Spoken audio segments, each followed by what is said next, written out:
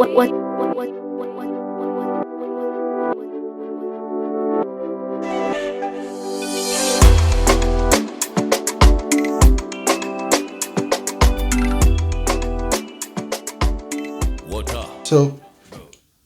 what does a bad argument feel like to you? To me, a bad argument to me. Okay, a bad argument is when we fight and we leave what the problem is. So that's insults. Like when you start maybe calling names. Calling names, yeah. You get to extend the insult to parents. If not because of me, your parents, this. If not because I helped you to do this, that's a bad argument. Okay. You guys concentrate on what the problem is. Yeah. Then, what about you? No, I feel the same way. Okay. It's exactly the same way. I feel like a bad argument will be leaving what the argument is all about and What just the fight is all about? yeah, talking about the other person, going personal, attacking someone's personality and not attacking the actual problem. I feel like one of the biggest issues that people have in an argument is forgetting to see each other in that argument. Like if we're fighting and I can no longer see you as my wife, as the one person that I love so much, as someone that I value and I respect, someone very significant in my life. The moment I stop seeing that in that argument, I think that's when the insults come in. That's when a lot of, bad comments, things that are regrettable, things that you can't take back. Start pouring out. Yeah, start pouring out. So I feel like, that's a bad argument to me. Being able to realize that the reason why we're arguing is to resolve the problem, not to create another more problem. problems. Yeah. Okay, well, since we're on the same page on that, then first of all, what's one thing that I do that gets you pissed, even if you don't tell me or you don't show it? During a fight or what? No, basically in the house, like. One thing you do that.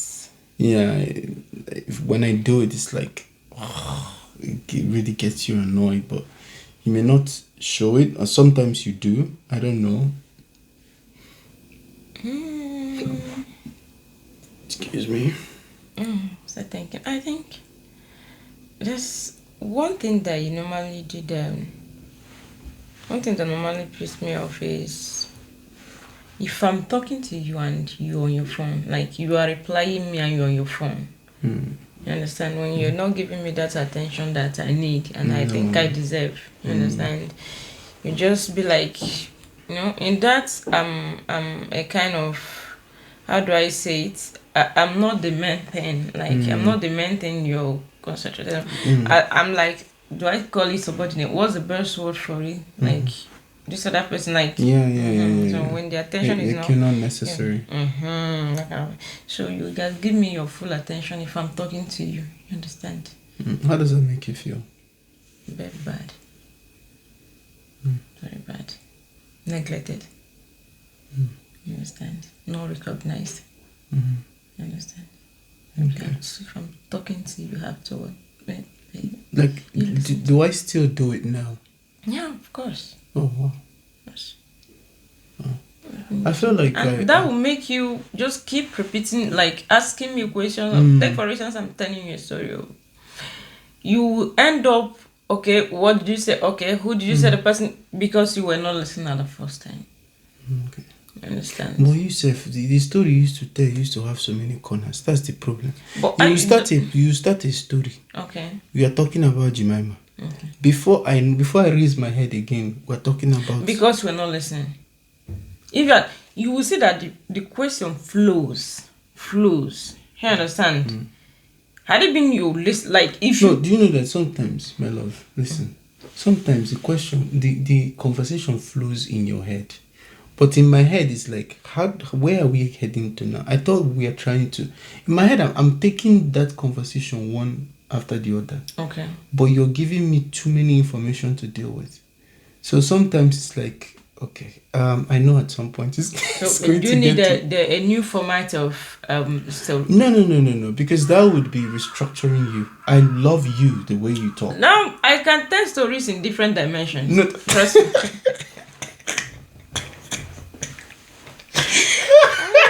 You know, I'm a teacher now, so I have a No, the different point- what is it called? Mm-hmm. Different story skills. I can bring up stories in another dimension that you may mention. Okay. Well, I like the dimension you tell your stories from. Okay. That makes your story more fun. Trust me, I find it really fun. But okay. All right. Let's not digress. I'm not. Yeah, I'm not. I don't want to move away from what my problem is and Okay. give an excuse for it. Okay. I hear you, and fine. I'm going to do well to try and just drop my phone if you're talking to me. Okay. Mm. Then And then I feel like this is something I could ask from you. Is it okay? Like if you feel like this is super important and you need me to listen, tell me to drop my phone. okay. Do you understand? Yeah. You'd get my attention really faster that way. Like, hey, can you drop your phone? And this is really important to me. Okay. Stay. It's like Henceforth I'm going to be doing that. okay. I may not even tell you me try to tap it like hit you. How How's many that? said you smoke? You are going above. Yeah. This is not what I instructed. It's Okay. alright. So how about you? What's that one thing I do that makes you off? If you don't tell me. Yeah. I was trying to remember. Yeah. When you don't pick your phone when I call you. And that's my habit. Jesus I Christ, have the man. habit of not picking calls. Yo. Like, You know, I'm not a phone type. This is not me giving excuses for my. mm-hmm. I'm not a phone type. I can go a day without. Yeah, I've told you a lot of times. I can't. You're not. No, it's not like you can go a day without. You can't, because those games you play on your phone, you can't do without them. What I think I is just lied. you don't. I feel like there are things that are more important to you on your phone.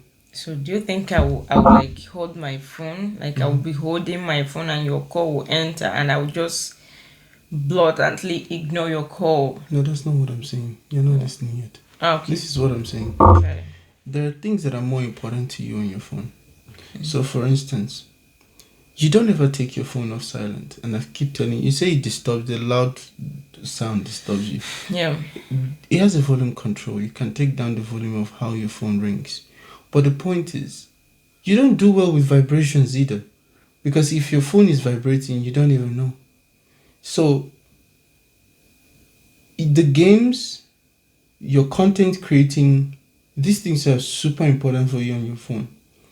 But making sure you don't miss a call, it has not become important to you yet. I don't think you've made it a priority. And you're not doing this deliberately.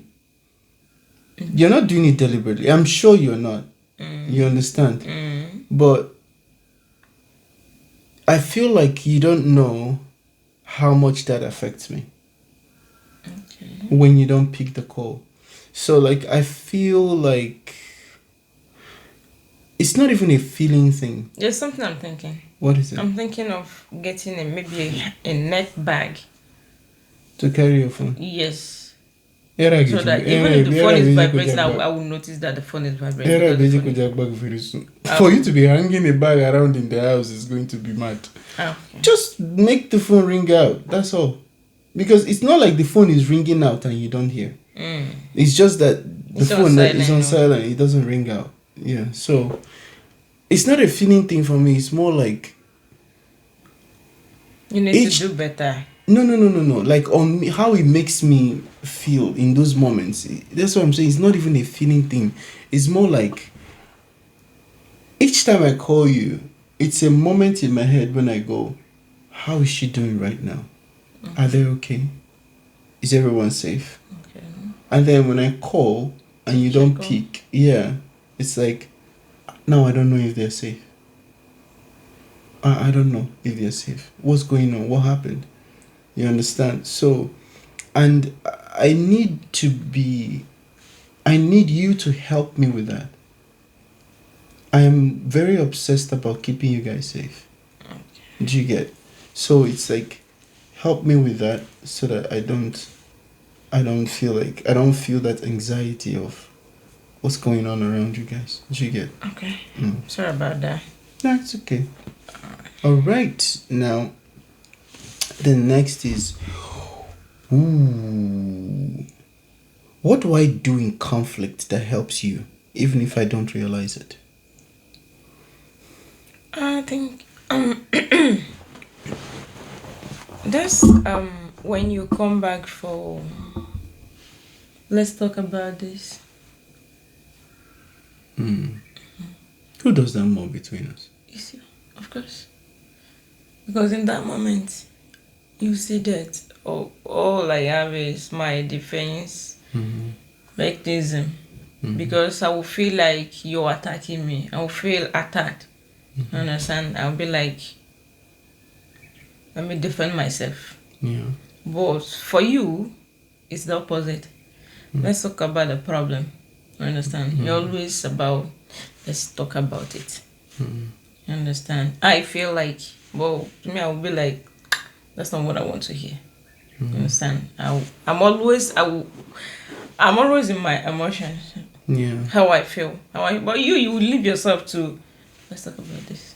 But I think you should listen to me. So it helps me a lot, because if not for you, if I'm to continue the way I handle it during conflict, I think this marriage, let me give it two more months. Now my papa house, I go find myself. My papa house, I go there, Jojo. I've never believed in resolving issues. I don't know why. I don't. It's not like I don't love you, but then that, you see, that I don't know. That's the devil's work, because I'll just I wear this coat of this defensive coat, or what? How do I say it? Defensive coat. Defensive coat. What is he? He's attacking me now. But I'm not wrong. I'll just be standing on, I'm not wrong. I'm not wrong. Why should he be telling me all this? You understand? But let's talk about that problem. Thank you for that. You're welcome. Thank you so much. I feel like it's not easy in those moments when I do it, because when you are like that, it kind of keeps me in this space where, I think I've told you this before, where I feel like I'm alone. Yeah. Because you just see me shut down. Yeah, you just shut down. You just shut down. Like, I'm just there like, if you're there, how do we solve it?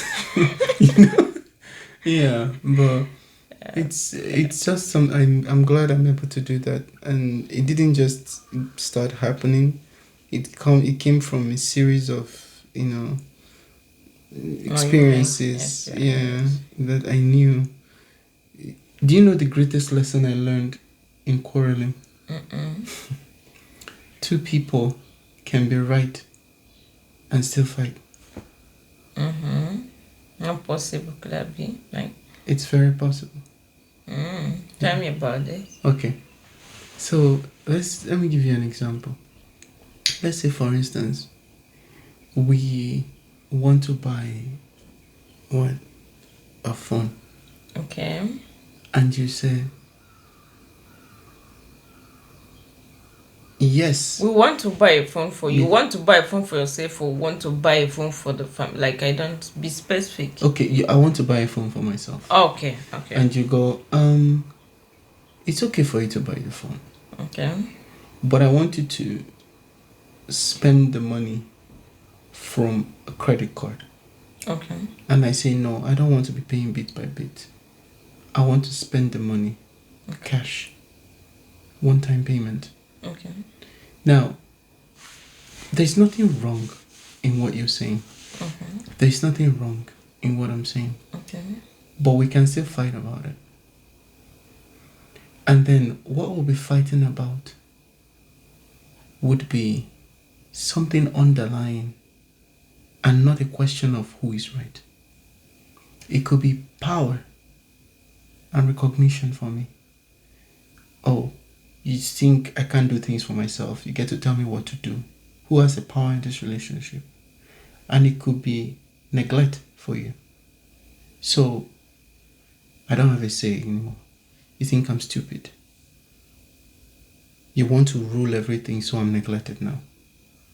Do you get what I mean? So you realize that when people come to listen to that problem, and they're not carefully listening to the two people fighting, they'll say, oh, no, he's right now. It's better to pay cash. And, oh, no, she's right. Why not use a credit card? Both people are right. Okay. Well, But you can still fight because you're not properly listening to what is being fought for. You're fighting not to be neglected. And I'm fighting to maintain power. And sometimes these things come from like childhood trauma or whatever. Maybe when I was growing up, I felt like I didn't have power over anything. People had to tell me what to do all the time. And for you, it could be that people always neglected you. Everybody always relegated you. Things came to you last in everything. And so there's always this subconscious, defense mechanism happening each time someone treats you like you're being neglected. Do you get? So I'm not saying these are true for us. It's an example. So yeah, that was one of the greatest lessons I learned. Yeah, and it helped me know that being right is not the issue. Okay. Being wrong is not the issue. The moment you leave the point of, oh, she's right and I'm wrong, or I'm right and she's wrong, the moment you leave that point, you start seeing your partner more. You start understanding more what the person is saying. Yeah. Okay, right. The question falls back to me. Wait, what was the question? What do I do in conflict that help you even if I don't realize it? So what do you do in conflict that help me? You're not going to believe this. Okay. So there's one thing you do in conflict that really helps me. Okay. You see, when we fight, right? Sometimes it's a little bit difficult. Yeah. But one thing you do when we fight is you don't dump me in the trash. Like, we could be fighting. This house will still be clean. You clean my shoes. You will prepare water for me to take. You cook food. You serve me food. You take away my plate. But we're fighting.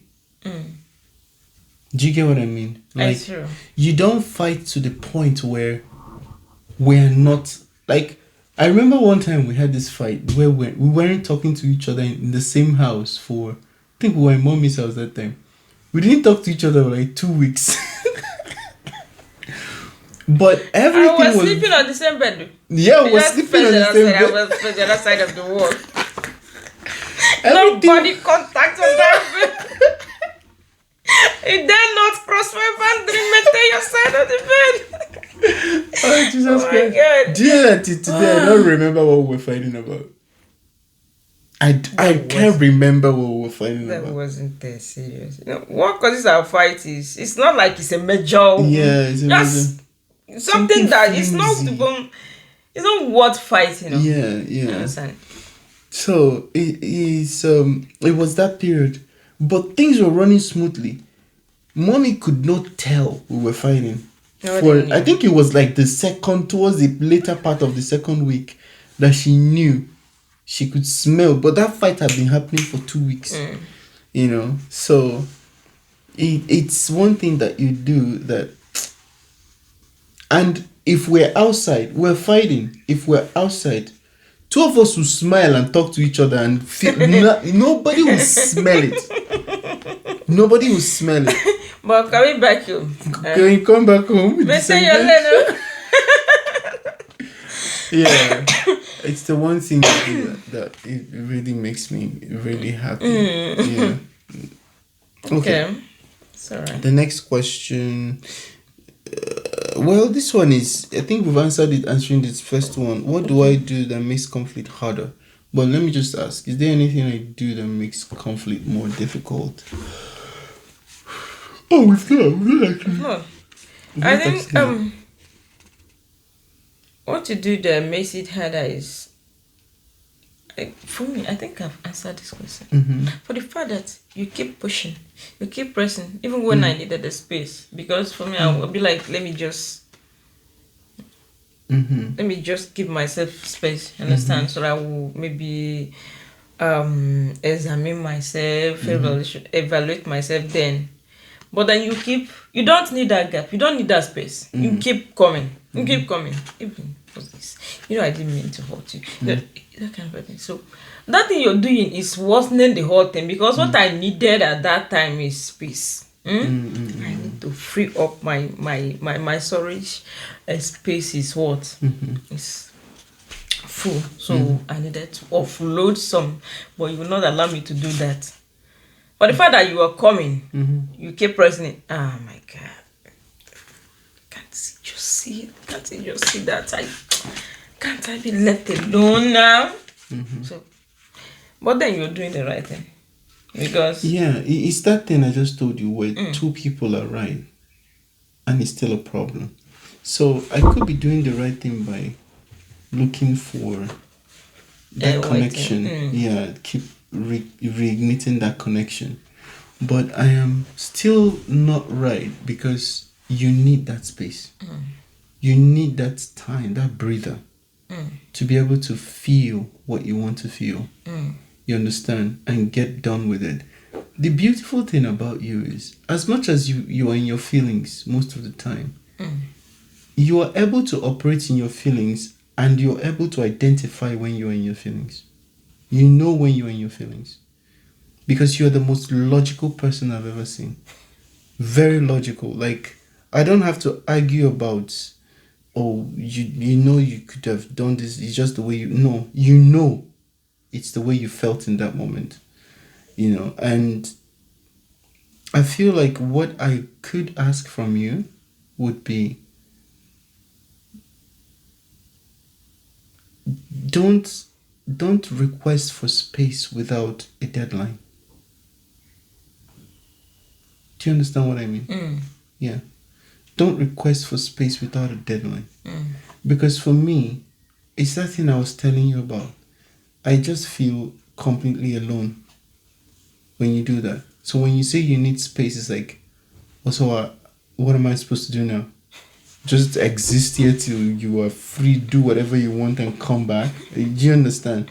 So it's like, you need space, yeah, but give me a deadline.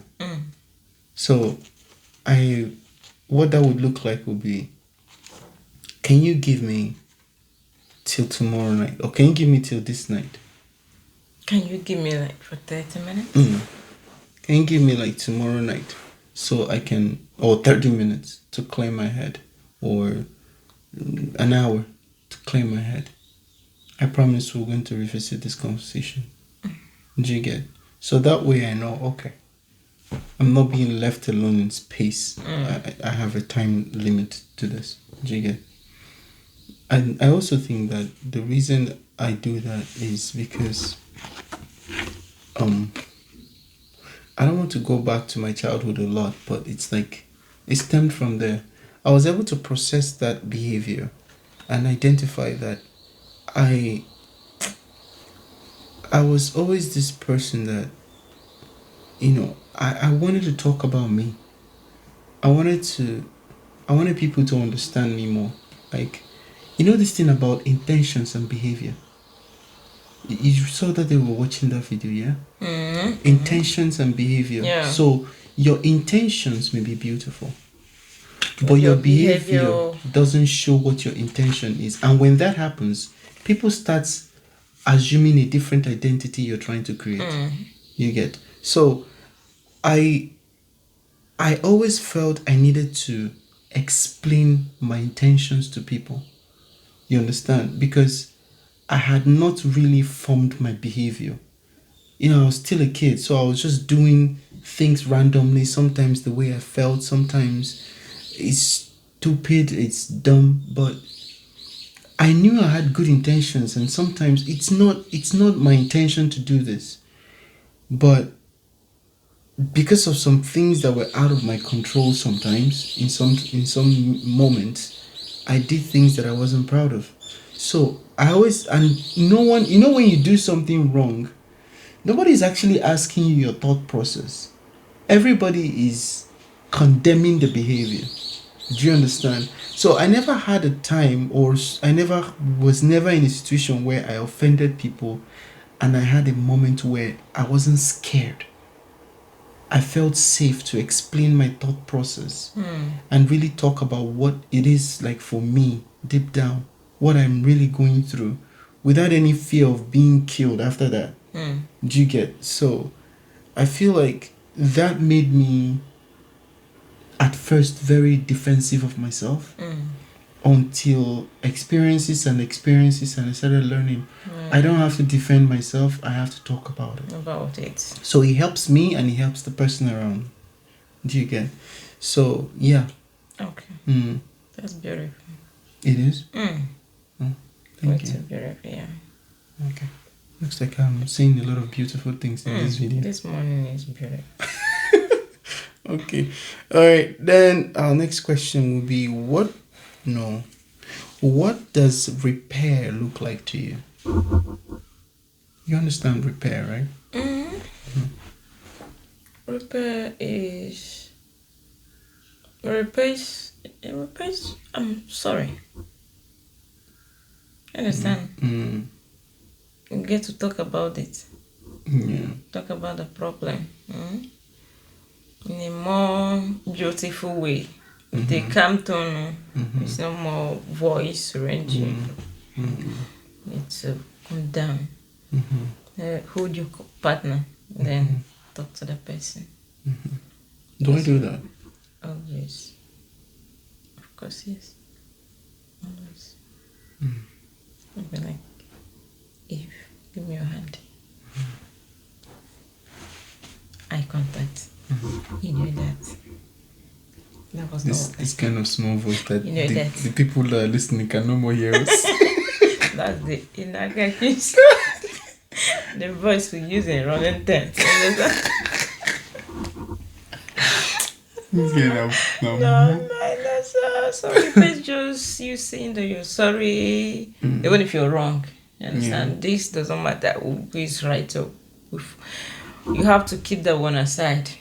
Understand? Whether you're right or wrong, I'm sorry.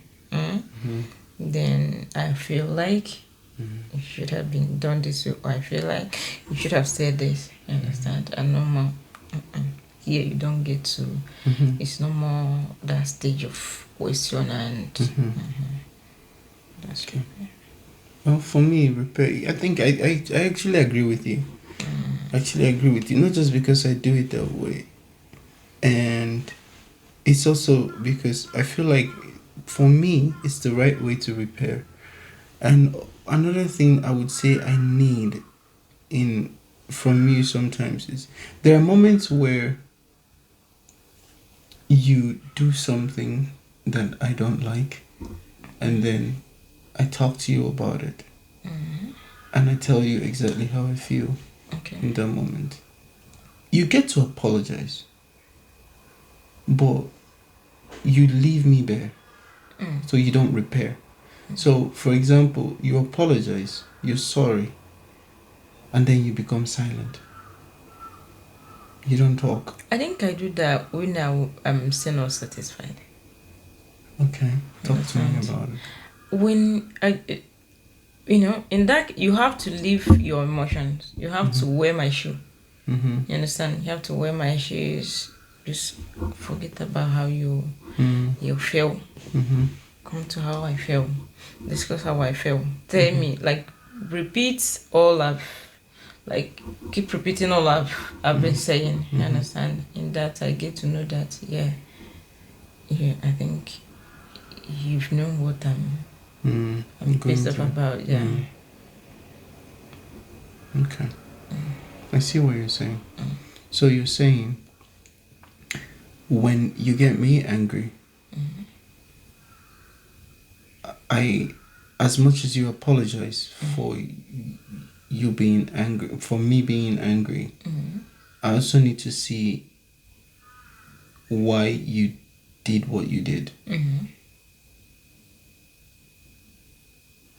It makes sense and it doesn't make sense. Wait, because this is what I'm saying. This You is need what to tender apology, whether you're right or wrong. I get it. I understand. But what I'm saying is, if you agree that what you did was wrong, I think you being pissed about how you reacted. You're never pissed about my reaction. You always welcome my reaction. You always apologize to making me feel that way. That's not the problem.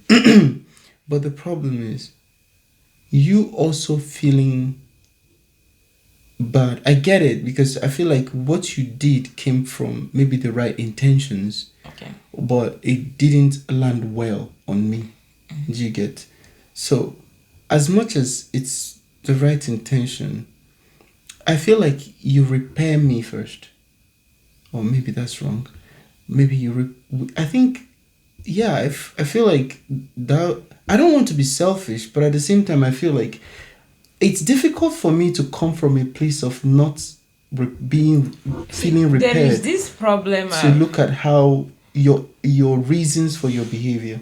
Okay. Your reasons, I'm sure there are going to be reasons for your behavior, but I feel like you have to get me to the point where I can see your reason. Okay. Do you get where I'm coming from now? Okay. So it's like you hit me on the head. Mistakenly, you hit me on the head. Okay. I'm crying because it really hurt. Okay. And then you say sorry and you walk away. So do you get what I mean now? So what other things do you expect me to do after the sorry? Take you to the hospital. I'll take you back to what I just said, because I think you left it too fast. So let's go back to what I just said. You hit me with a big stick. Okay. On my head. Okay. I hit you with a big stick. I hit you with a very big stick. Okay. On your head. Imagine a very big. I need you to really imagine this. A very huge stick. Boom. You fall on the ground. Okay. You're crying, bawling your eyes out, and then I go, "Oh, sorry," and then I walk away. Because I know, why is he crying like that? I didn't even mean to do that. I'm focused on my intention for doing that. Okay. Right? Okay. That I don't realize how much I've hurt you. Okay. So I feel like the first thing I have to do is, sorry, where does it hurt? Oh, I'm very sorry. I'm very sorry. What if after this and I continue crying? Do I do that? Do I do that? I think, yeah, of course you do that. Well, you don't get to tell someone how much of your attention. I will tell you sorry, baby, I'm sorry for doing it, but you still need me to come and be like, like. Do you think that is? Do you think that is something that? Do you think that is a shortcoming on me or on you? It's a shortcoming. You cannot beat a child and tell him how to cry. Baby, you have to have the limit of, like, how can no. The duration of a cry should be like, how can you cry for a very long period, like a very long time? Because you don't know how deep. The reason why you're thinking that way, Mama, look at me. The reason why you're thinking that way is because you believe that you have an idea of the significance of what you did. Do you get what I mean? It's because you think this thing I did is not supposed to hurt him this deep. You are not asking the question, how do you really feel about what I just did? It is not an eye opener for you. It is supposed to be a window for you to now see, oh, this is deeper than I thought. This actually hurts him. This is something I can't do. I can't ever try this. Because if you don't see how deep that hurt, there is a likelihood you're going to repeat it again. Because you've not understood the significance of what you did. The consequence of what you did. Do you get? And I think it takes us back to that thing of probably I've not been heard.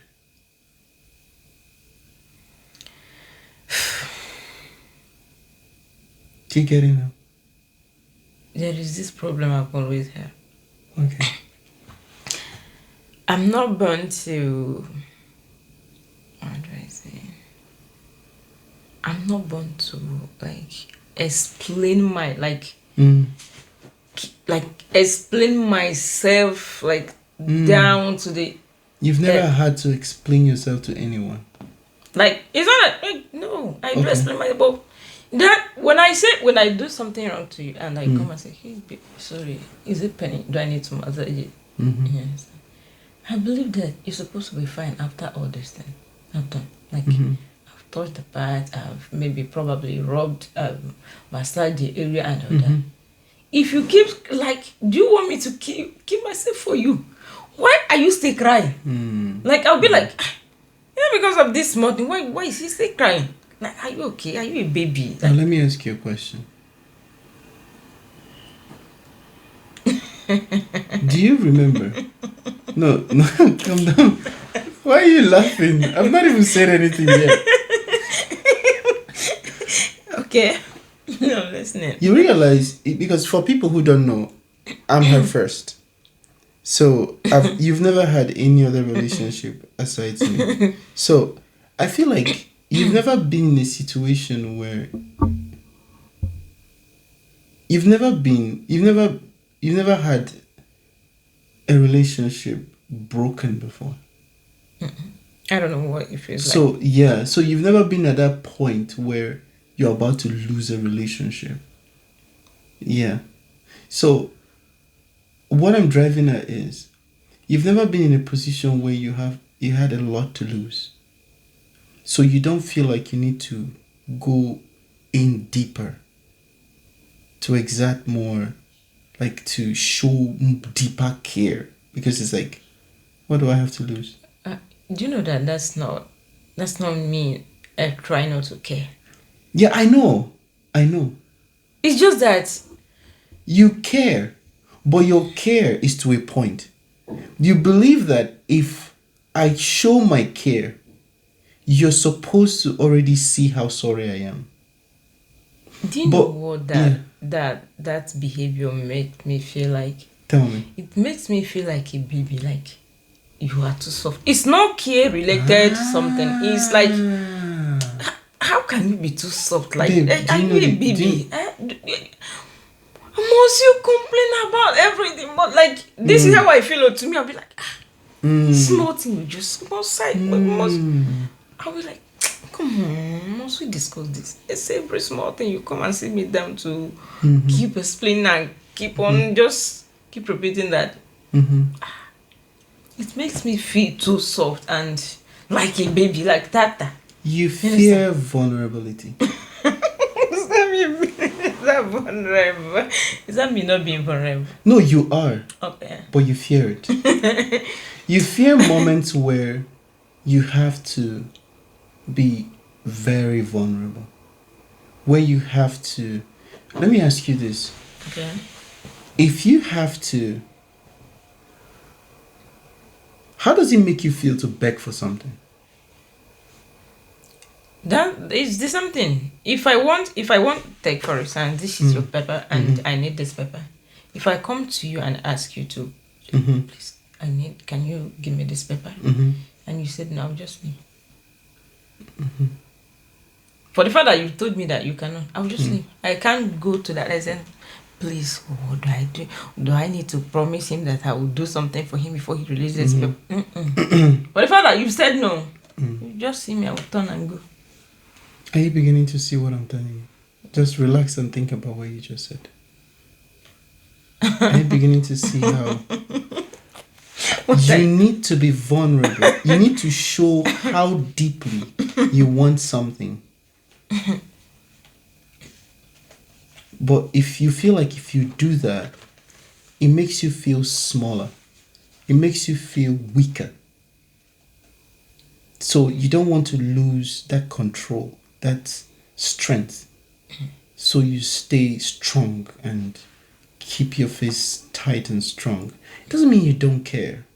But you feel like if people see how deeply you care, they'll take that for weakness. But I think what you're not seeing is that you're looking at, you have the thought that there's a lot of people in here. It's just me and you.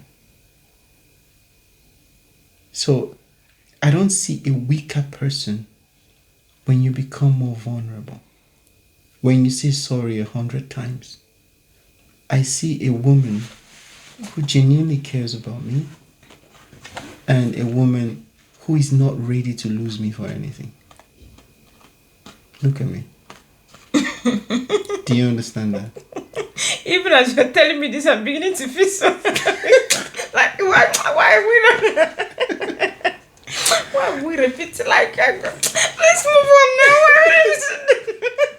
Ask me. Because every time you get down there, you don't like that feeling. I need you to start getting more comfortable with that feeling around me. Can you work on that? This is me about to make a promise and Don't promise in front me. of the camera. I don't care about these people. I care about you and I. Okay.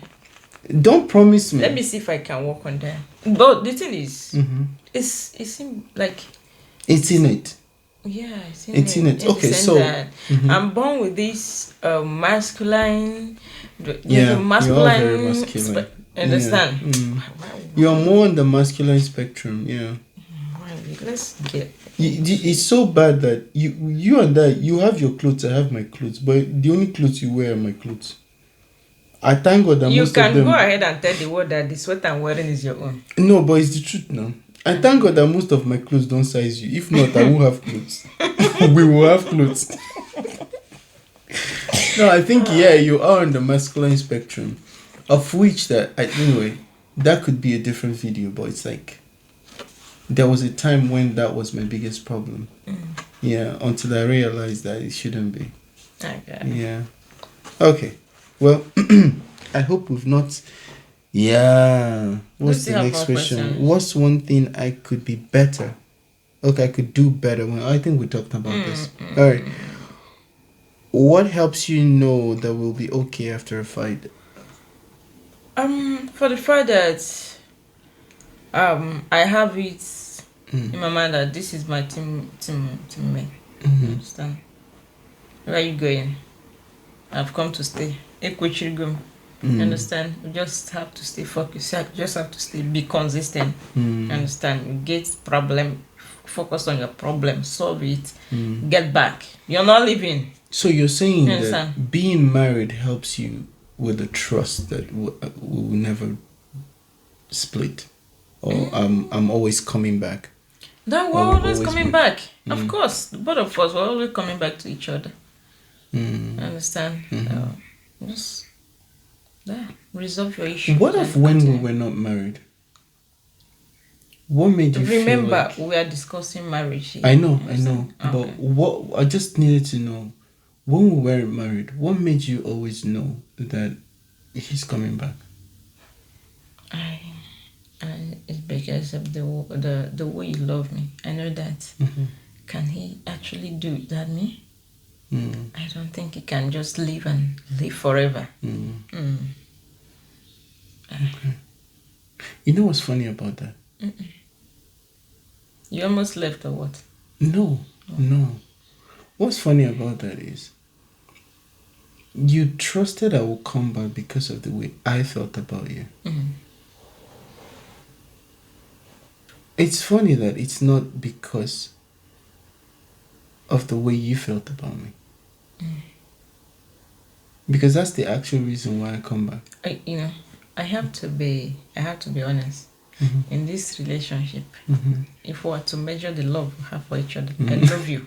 But you see, if my own is 1 cup, your own is 3 cups. We are using makeup to measure our love. No, I don't think so. It's true now. Even the people around us, they know. No, I don't think so. We don't need to emphasize more on this. No, the truth is, for me, sometimes when I see it, because I love acts of service. Okay. Right? So when you do things for me,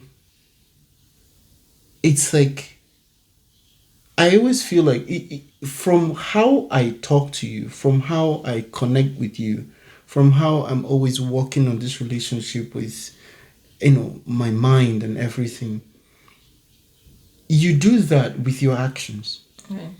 So I feel like when you think, mine looks maybe more dramatic, beautiful, or whatever, but I don't ever take for granted. Yesterday, you turned this house upside down. Upside down. You cleaned every corner of this house. Every single corner of this house. You did laundry. You brought out the bed, cleaned all this tatami mats here. I've never thought, I didn't know we could clean it the way you cleaned it yesterday. You bleached all my whites. You washed the plates. You made food. Dude, when you do that, sometimes I feel like I can't love you as much as you love me. That's how I feel. So I feel like you can't really measure love from the point of view of how I love you. You also have to recognize how you love me. And that part is really, really important too. Do you understand what I mean? Yeah. So I don't know who loves each other more, but I just think I like it the way it is. That's all I would say. Okay.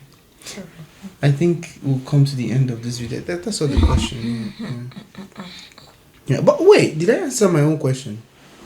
What helps me know that we'll be okay after a fight? I didn't answer that, right? I think it's basically the same as yours. And yeah, not just the fact that we are married anyway, but it's also because of the way we fight. It's not bloody. It's not crazy. So yeah, it's not with weapons and stuff, and yeah. So because of that, I feel like it's just a question of us seeing perspective. Yeah, seeing perspectives, and we're gonna be fine. Yeah. So I thank you everyone for watching. Is there anything you want to tell them again? Just for them to like and share our videos. Subscribe. Yeah. Yeah, you can comment on tips you think that could help us get better. We're trying to get better. We're just, how many years of marriage are we? This is the 4th year. This is the 4th year. Oh yeah. We're just 4 years into this, so we're just newbies. So anything you think you can say to help us love each other more, that would be great. Thank you. Thank you so much. See you in the next one. Yeah.